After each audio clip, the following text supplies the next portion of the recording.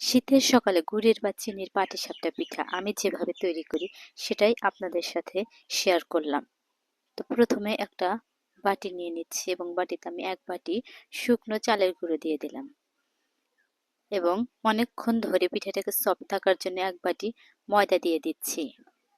1/4 কাপের মতো গুঁড়ো দুধ দিয়ে দিলাম। গুঁড়ো দুধটা দেওয়ার চেষ্টা করবেন অবশ্যই, তাহলে পিঠাটা খেতে অনেক মজা লাগে। সামান্য পরিমাণ লবণ দিয়ে শুকনো উপকরণগুলোকে খুব ভালোভাবে মিশিয়ে নিচ্ছি। শুকনো উপকরণগুলো একসাথে খুব ভালোভাবে মেশানো হয়ে গেলে আমি যেহেতু 2 রকমের ব্যাটার তৈরি করব, তার জন্য দুটো বাটিতে 2 রকমের ব্যাটার গুলিয়ে নেব।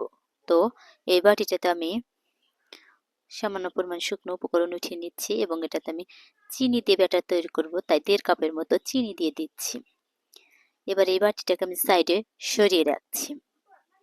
সামান্য কুসুম গরম পানি দিয়ে এই ব্যাটারটা তৈরি করে নিতে হয়। তো এখানে কুসুম গরম পানি দিয়ে আমি এটাকে হাতের সাহায্যে খুব ভালোভাবে মাখিয়ে নিচ্ছি। হাতের সাহায্যে খুব ভালোভাবে মাখানো হয়ে গেলে আগে থেকে আমি গুড় সামান্য পানি দিয়ে খুব ভালোভাবে জাল করে নিয়েছি, সেটা এখানে অ্যাড করে দিয়ে আবারও হাতের সাহায্যে খুব ভালোভাবে মিশিয়ে নিচ্ছি।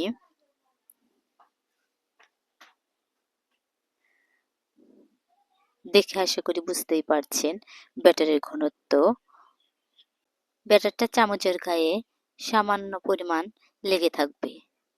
এ পর্যায়ে বুঝতে হবে যে পাটিসাপটা পিঠার ব্যাটার তৈরি হয়ে গেছে। এবার এটাকে আমি সাইডে সরিয়ে রাখছি এবং চিনি দিয়ে যে ব্যাটারটা তৈরি করব সেটা হালকা কুসুম গরম পানি দিয়ে হাতের সাহায্যে খুব ভালোভাবে মিশিয়ে নিচ্ছি। হাতের সাহায্যে খুব ভালোভাবে মেশানো হয়ে গেলে আবারও আপনারা চামচ দিয়ে দেখে নেবেন যে চামচের গায়ে যদি সামান্য পরিমাণ ব্যাটার লেগে থাকে, এ পর্যায়ে বুঝতে হবে যে পিঠের ব্যাটারটা তৈরি হয়ে গেছে।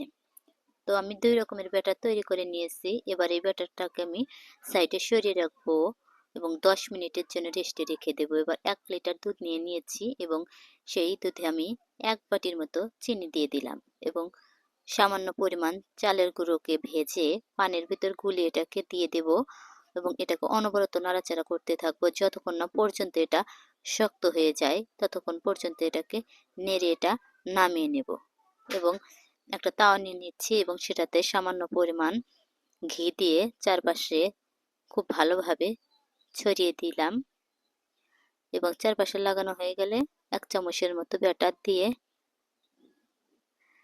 এক সাইড থেকে খিরসা দিয়ে এক সাইড থেকে এটাকে রোল করে নামিয়ে নেব। এইভাবে আমি সবগুলো পিঠা তৈরি করে নেব। তো চিনি দিয়ে একটা পিঠা আমি তৈরি করে দেখিয়ে দিলাম আপনাদের।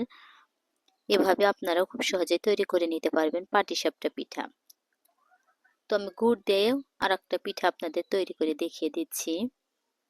1 চামচের মতো গুড়ের ব্যাটার দিয়ে দিলাম এবং এটাকে চারপাশে খুব ভালোভাবে ছড়িয়ে নিতে হবে। এবার উপর থেকে খুব ভালোভাবে কুক হয়ে আসলে সাইড থেকে খিরসা দিয়ে এক সাইড থেকে খুব ভালোভাবে রোল করে এটাকে নামিয়ে নেব। তো এভাবে আমি সবগুলো পিঠাকে তৈরি করে নিয়েছি। তো আপনারা চাইলেও খুব সহজে পাটিসাপটা পিঠা তৈরি করে নিতে পারেন। ভিডিওটি ভালো লাগলে অবশ্যই আমাদের চ্যানেলটি সাবস্ক্রাইব করে আমাদের পাশে থাকবেন। দেখুন পিঠেগুলো কতটা সুন্দর হয়েছে। দেখা হচ্ছে অন্য একটি ভিডিওতে। খোদা হাফেজ।